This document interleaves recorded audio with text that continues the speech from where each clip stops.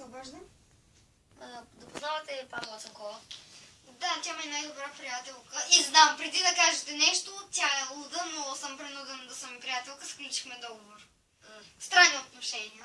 Искам само да ви питам, дали ще можете да дойдете на бала с мен?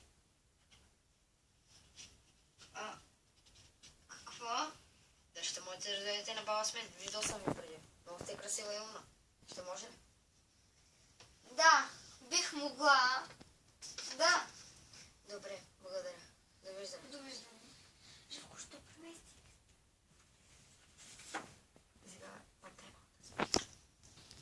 Стай.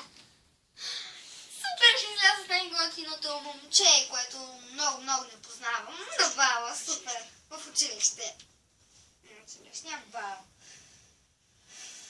И сега? Трябва да ми звънне, да ми вдигне. Ало? Да знаеш, в 5 часа.